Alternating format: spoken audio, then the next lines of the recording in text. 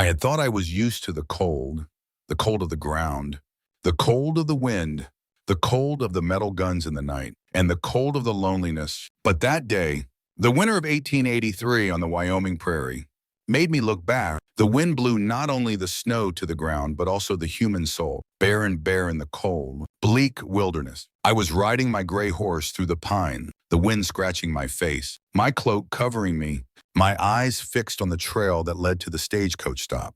The wind howled like an otherworldly call, a sound that those who have lived alone too long in the deep woods learn to ignore. But as I approached the rotten wooden sign that marked the stop, my eyes fell upon a strange color on the white. A figure, small, collapsed in the deep snow, half buried. I stopped. For a moment, I thought it might be the body of someone lost, a traitor or an unfortunate migrant. But as I dismounted and leaned closer, I saw that the body was still breathing, as weak as a dying flame.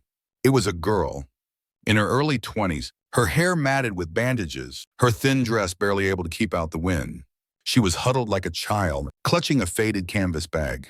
Her face was livid, her lips blue. If I had been a few minutes later, she might not have been here to tell the story. I let out a dry sigh. Then I bent down and slid my hand under the girl. As gently as if I were carrying a piece of frost, she moaned softly, a cry so small that if the wind had been a little stronger, I would not have heard it. "Hold on," I muttered, not knowing whether it was to her or to myself. "You cannot die here." And so I turned the horse, one hand on the reins, the other holding the limp body in my arms, and spurred it into the woods. The road back to the cabin was a trail I knew by heart, but it was longer than any trip I had ever taken. The wind was blowing against me. The snow was pouring down like the sky was angry. I could see nothing but the shadow of the woods, the pounding of my heart in my ears, and the growing weight in my hands a sign of dread. My cabin was wedged between two rocky slopes, the entrance mostly blocked by snow. I hitched up my horse, rushed in, opened the door, and started a fire so quickly that my hands nearly bled from the edge of the stove. The girl was laid on the bed, wrapped in everything I had, a wool blanket, an old robe, and even the coat my father had left. Then I got a pot, boiled some water, and stewed dried meat with the remaining dried roots. It wasn't anything special, but at least it would keep her alive. I spooned the soup into her mouth, a little at a time, hoping she would swallow even a drop. I didn't know her name. I didn't know why she was there. I didn't know if she would survive the night. But I did know one thing: I couldn't let her die. Not because I was a good person. I never was. It's just that sometimes God sends a lost soul to your door. And in the midst of that storm, if you turn away, you may never be forgiven. Not by her, by yourself. I sat by the fire all night. The girl did not wake. Her sleeping face looked even smaller, as if she were a child who had been thrown into the adult world too soon. Several times I thought she had stopped breathing, rushed to check on her, and then breathed a sigh of relief when I felt the faint warmth of her lips. I didn't sleep. Maybe because I was so used to the silence. The small room now echoed with other sounds. Breathing, soft moans, the wind whipping against the window. I sat there, my eyes fixed on the sleeping figure. For a very brief moment, I felt my heart, the thing I had thought was frozen forever, suddenly ache. Not pain, but life. The girl survived. I knew it the moment I saw her chest rise and fall steadily under the thick wool blanket. The snow was still howling outside the wooden walls, but inside the cabin, the fire was enough to melt the ice from her nose. I made more soup, a pork broth with some dried potatoes and onions. Not very appetizing, but enough to keep her alive for the night. I was no medic, only experienced in patching up battlefield wounds and boiling porridge for horses, but somehow she was still here. I didn't know her name then. I only knew that she was shaking like the last leaf on a branch. Her purple lips slightly parted as she exhaled misty breaths. I fed her a few spoonfuls of broth, my hand unsteady, but she swallowed. That was the first sign that my shoulders relaxed. I sat up all night in the chair opposite, my eyes fixed on her face, dirt, smeared, but with something strong underneath. Weak people couldn't walk through the blizzard to the coach station without dropping dead along the way. She was a survivor, like me. The sky grew light as the first light of day filtered through the snow-covered window. She woke up, panic-struck, swift and fierce, like a caged animal. Her eyes flew open. Her body jerked as if she were about to spring up, but her body was so weak that she could only move a few inches. Her green eyes scanned the room as if searching for a place to hide. When they met mine, my first reaction was fear. Where am I? Her voice was hoarse, like the sound of dry leaves being trampled underfoot. I didn't answer right away. I just sat there, the peeler still in my hand, my eyes fixed on her. In my cabin, I said slowly. She stepped back a little, her hand unconsciously pulling the blanket closer to her body. You brought me here. Yes, I replied. She swallowed. Why? I crossed my arms, my expression unchanged. You're going to die. There was a heavy silence. She glanced around again. Then her eyes came back, tense and suspicious. Are you going to hurt me? I looked at her, longer than a breath. No anger, no resentment, just simple. If I was going to do that, I would have let the snow do it. She fell silent. Her face felt like it had been slapped, not because of the harshness of the answer, but because of the stark truth contained within it. I didn't try to soothe or threaten, just the truth. She bowed her head, was silent for a moment, then said softly, my name is Grace. I nodded, not answering. I rarely ask people's names, but whatever she wanted to be called, that was fine. The atmosphere in the cabin was tense. I could feel the anticipation in her every blink, as if she were afraid I would turn into someone else at any moment. I knew that feeling. I had lived it too. I set the bowl of soup on the chair near the bed. It's still hot. Eat. She didn't touch me right away. She just looked at me, as if considering something. Finally, she said softly, you saved me. But why am I still afraid? I stood up, my eyes not avoiding. Because this world teaches us to fear anyone, even the one who reaches out to pull us out of the snow. I turned away, stepping behind to check the stove. But I knew, after that sentence, her eyes changed. No longer just fear, but also curious. She began to notice not the defensive scrutiny of the first awakening, but the quiet gaze of someone who wants to understand not just the place, but the person who owns it. I see it in Grace's eyes as she quietly looks around the cabin. She doesn't ask questions. She just observes. Small details that I thought had long since been lost in the wood and smoke. I'm not good at hiding. I'm just good at keeping quiet. And this house, though simple, is enough to tell a few things if anyone knows how to look. Grace sat up after 2 days. Her back was still against the mattress, her hands holding a cup of warm water, her eyes scanning from the bare bookshelf to the corner of the wall where a piece of cloth covered something. But what she paid the longest attention to was the small tables by the window, where a few old books with worn spines were placed. She took one out, flipped through a few pages, and glanced at me as if to verify. Warfield Medicine, she said softly. This is not a civilian book. I nodded, not denying it. She wasn't surprised, just smiled slightly.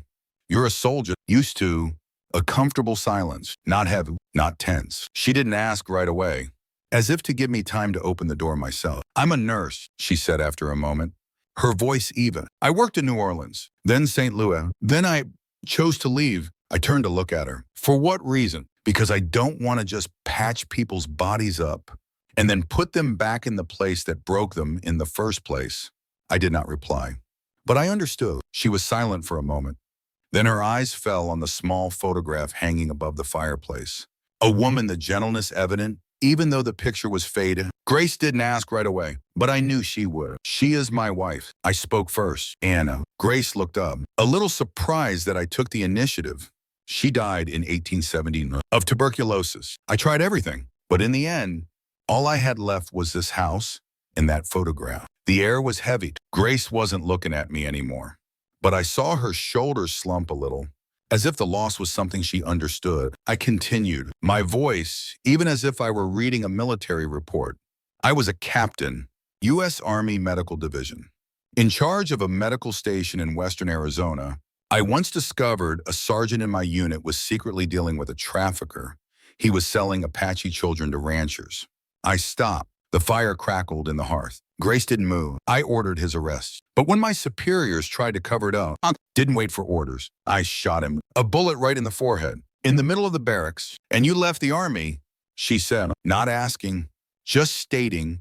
I nodded. No trial, no medals, just a dismissal and a warning. Disappear or become a target.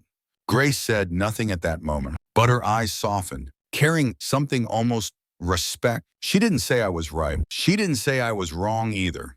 She just sat there, still holding the cold glass of water, her eyes looking at me defenselessly. We both carry scars, different in shape, but similar in one way. We both chose to withdraw from the world, rather than continue to compromise with what was wrong. I don't know when it started, but the cabin wasn't as quiet as before. Maybe it was Grace's little laugh when she first touched the pot of soup I made salty as the ocean. But better than a military hospital. Maybe it was the time she found an old book I'd been reading and asked, "Do you ever finish it, or do you just give up like everything else?" I shrugged, and she smiled, a smile that was no longer guarded. Though the snow was still falling and the woods were cold, something warmed the cabin, not the wood, but the two strangers, each beaten down in his own way, learning to breathe again together. One afternoon, as I was mending the coat hooks by the stove, she stood by the window, looking out at the thick snow, and said without turning around, "You're not as cold as you look, Elias." I looked up, frowning slightly. She still didn't look at me. "Actually, you're kinder than you'd like to admit." I let out a dry laugh. "I just did what needed to be done." "No." She turned back this time, her eyes looking straight at me. "You didn't save me out of duty. Not out of guilt, not because of the past. You saved me, because if you didn't, there would be nothing left in you worth saving." The sentence hit me in the chest like a silent bullet. I stand still. The silence was long, thick as smoke. She stepped closer, but kept her distance. I know that feeling. When a part of you died, and you have to do something, anything, to prove you're still alive. I put the nail down on the table. My hand was shaking a little. "Not from the cold." "You think too much," I muttered. "Maybe," she shrugged, "but I was there, in the snow, thinking no one would ever find me. And then you came. Not everyone does that, especially someone like you, people like me. He has renounced the world, but has not yet renounced himself completely." I couldn't reply, not because I had nothing to say, but because she was right. When I picked her up from the snow, I didn't think I was doing a good thing. All I knew was, if I left her behind, I wouldn't be able to say what was left of me. It was the truth I never said, but now she said it for me. We stood in that little cabin, a man who had killed for justice, a woman who had patched up her life, but not herself, and for the first time, there was no doubt or defense between us. Only one thing remains: trust. I didn't tell many people about Thomas. In fact, other than my military superiors and an old pastor who advised me to forgive, Grace was the first person I told the whole story to. It wasn't snowing that day, but it was bitterly cold. Grace had a fever. It came on suddenly, as if everything she'd been through, exhaustion, cold, hunger, had just come crashing down in a series of shivers. I noticed it when she collapsed on the table, the soup spoon falling from her hand without her noticing. I carried her to bed, took all the blankets in the house to cover her, mixed ginger water, bitter medicine, whatever I had in the wooden cabinet. She was unconscious all afternoon, calling strange names, eyes tightly closed but sweat running down her temples. I never left her side, and in the middle of the night, as I was wiping her face with a warm towel, she opened her eyes, very slightly, very weakly, but clearly enough. "If I die," she whispered, "don't let me die alone." I took her hand. "You won't die, and if you do, I'll be here." She looked at me, her eyes a mixture of fever and tears. "You promise?" I nodded. "I promise." And in that moment, something inside me broke, soft, painful, but real. For the first time in years, Elias Blackwood chose not to be alone. When she fell asleep again, I sat beside her. Her hand was still in mine. I don't know what made me say it. Maybe it was her fever. Maybe it was the moonlight through the window. But I did. "Thomas is my brother," I said softly. "He is 6 years younger than me. He thinks justice is black and white, with no gray areas. He believes people can be saved, even when they don't want to be saved." I looked at the dying fire in the hearth. He was 23 when he died, shot in the back by bounty hunters. I swallowed hard. The story is, there was an Apache girl captured, tied up, being sold like a commodity. Thomas saw this and went crazy. He broke the lock, freed the girl, and planned to take her to the nearest military camp to seek protection. I squeezed Grace's hand gently. They didn't let it go. They chased it for 2 days. When they caught him, they killed it in front of the girl. Then, disappeared. I pulled a small object from my shirt pocket, a necklace made of wooden beads, tied with an old leather cord. The girl escaped. How, I don't know. But a few weeks later, I received this piece of bracelet. No name, no letter. Just a sign that Thomas had not died in vain. I put the bracelet back in my pocket. From then on, I stopped believing in the obvious. I only believed in action, in what I could do for myself, what I could keep for myself. Grace was still asleep, but I think she heard it somewhere in her dream. I held her hand a little longer, and for the first time, I whispered not just to her, but to Thomas as well. I won't leave her alone. The snow began to melt. Not much, but enough to feel the earth breathing again. Patches of dead grass were exposed under the pines, and water dripped from the eaves into the mud. Grace stared out the window all morning, her eyes wandering as if she were tracing memories of another place, a place with people and streets and houses, with sloping roofs and church bells. I want to go back to town, she said, her voice neither sad nor happy, just the truth. I didn't react immediately. I knew this day would come. No one lives in the woods forever, unless there's nowhere else to go. I know I don't belong here, she continued, but I nodded. But I don't belong to the old world now either. She looked at me, and for the first time, her green eyes held something unspeakable. Maybe regret, maybe something else. I was about to stand up when I saw it. A shoe print, fresh, still in the shape of the sole, just outside the path into the wood. On the still soaked ground, I walked out and knelt. One, then two, then three tracks, leading around the cabin and disappearing into the woods. Not my footprints, not Grace's. I turned into the house, my heart pounding. Pack up, I said. Hurry. Grace froze. What happened? We were found. I took the gun from above the fireplace and loaded it.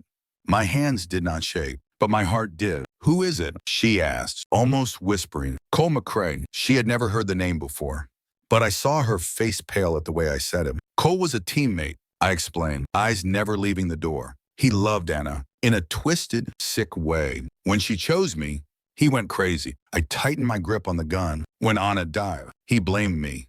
Then he disappeared. Since then, he has haunted me like a ghost for 2 years. Every time I thought I was safe, he reappeared, as if to remind me that I was never allowed to be happy. Grace came closer to me, her voice low but firm. We will go? I shook my head. I'll go.